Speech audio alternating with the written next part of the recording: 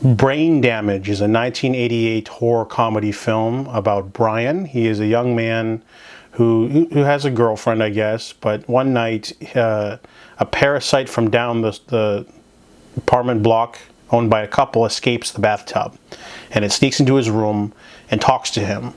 This is like a sort of homage of sorts to something like Basket Case. The movie even has a cameo of, so not cameo from the actor, but like a person holding a basket anyways. So Brian basically comes up with this sort of what's the word, bond. Not really a bond. It's the parasite basically can talk to him and can squeeze a special liquid into his brain that lets him see colors, like synesthesia or whatever it's called. And the first time Brian gets high, he loves it, but the parasite then goes out and kills a night watchman and eats the brains of that man, but makes Brian forget with the drug. And then this is obviously a parallel to drug use. It's very obvious. I don't know why people saying this might be a parallel for drug use. It is a parallel for drug use. But I felt that the movie was a little bit dumb, in the sense that the parasite has eyes and it talks to him.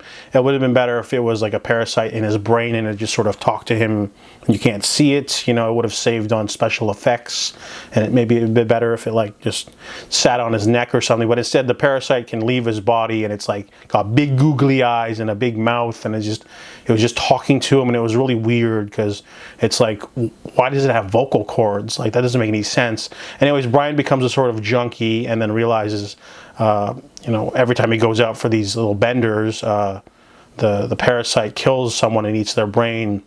So he tries to kick the habit and ends up falling into a big bloody conclusion, of course. The movie's, you know, really quaint. It's you know, really goofy. You know, the brain sucking sequences are pretty cool.